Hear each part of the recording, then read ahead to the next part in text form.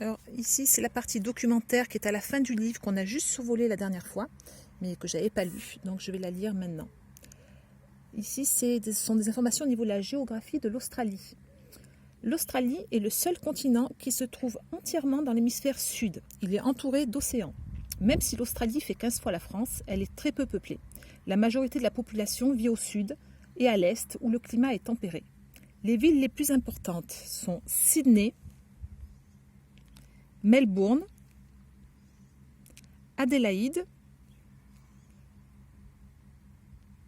Perth, Darwin et Brisbane. 70% du territoire est désertique, c'est surtout cette partie-là. C'est ce qu'on appelle l'outback. Le paysage est pourtant très varié. On y trouve des forêts tropicales, des récifs de corail, de grandes plaines verdoyantes. Et le continent étant isolé par les mers depuis 40 millions d'années, la faune et la flore de l'Australie sont uniques au monde. L'Australie produit du blé et du sucre, mais c'est surtout un pays d'élevage. Elle est au premier rang mondial pour la production de laine.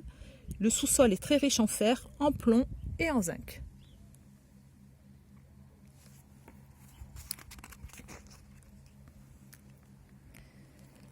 Les aborigènes ont vécu seuls en Australie pendant plusieurs dizaines de milliers d'années. Quand les Européens ont découvert ce continent, ils les ont chassés de leurs terres. Des centaines de milliers d'aborigènes ont été abattus ou sont morts de maladies transmises par les Européens. D'autres ont été mis dans des camps ou ont été convertis à la religion chrétienne. Les aborigènes n'avaient pas le droit de vote. Ils ne pouvaient plus posséder de terres. Après la Seconde Guerre mondiale, leur sort s'est amélioré. Ils sont devenus citoyens. Ils ont appris à se défendre et ont récupéré des territoires qui appartenaient à leurs ancêtres. Ils ont désormais un drapeau jaune, rouge et noir. Selon la formule « Nous sommes noirs sur la terre, rouges sous le soleil ». Mais leur sort est loin d'être idéal.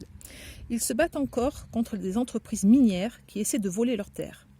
De nombreux aborigènes sont venus en ville, mais peu y trouvent un travail. Les traditions des aborigènes se perdent peu à peu et les légendes des ancêtres ne sont plus transmises aux jeunes générations.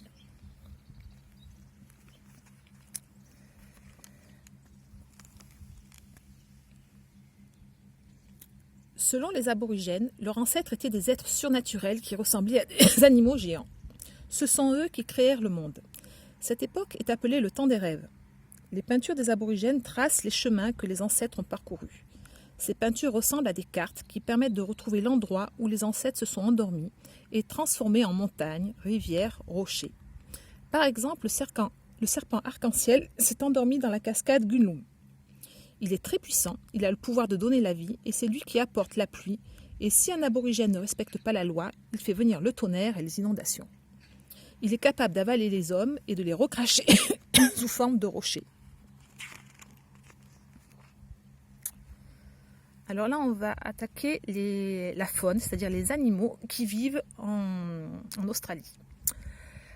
L'échidné, c'est un animal qui pond des œufs, comme un serpent, et allait ses petits dans sa poche ventrale comme un kangourou. Il est en danger, il creuse la terre et disparaît très vite. Quand il est en danger, il creuse la terre et disparaît très vite. Il mange des fourmis et des termites grâce à sa langue gluante. L'émeu. L'émeu est, avec l'autruche, le plus gros oiseau du monde. Il ne peut pas voler, mais il court extrêmement vite. Il a besoin de 6 litres d'eau par jour pour vivre et migre en groupe pour chercher des régions humides. C'est le mâle qui s'occupe des œufs. Pendant toute la couvaison, il ne boit plus et ne mange plus. Il peut perdre ainsi la moitié de son poids d'origine. Il s'occupe ensuite de l'éducation de ses petits. Alors ça, c'est un oiseau qui est très particulier et qu'on ne trouve qu'en Australie. Le kookaburra, il a la taille d'un petit chien, c'est un carnivore. Il mange des insectes, des grenouilles, des souris. À l'aide de son bec très puissant, il attaque les serpents en leur tapant la tête contre des rochers. Son cri ressemble à un rire. On l'appelle souvent le kookaburra rieur.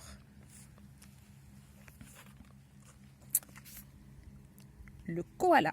Le koala est un mammifère qui vit dans les arbres. Il a 2 pouces à chaque patte pour mieux s'y agripper. Koala veut dire sans eau en aborigène, car il ne se nourrit que de feuilles d'eucalyptus et ne boit jamais. Il peut manger jusqu'à 1 kg de feuilles par jour.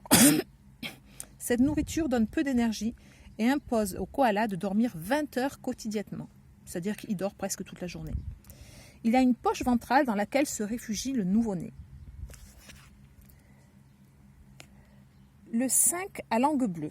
C'est un lézard qui montre sa langue lorsqu'il se sent menacé. son ennemi est surpris par les couleurs vives, car les couleurs vives sont signes de danger dans le monde animal.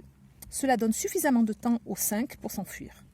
Cet animal passe la plupart de son temps à fouiller le sol à la recherche d'insectes.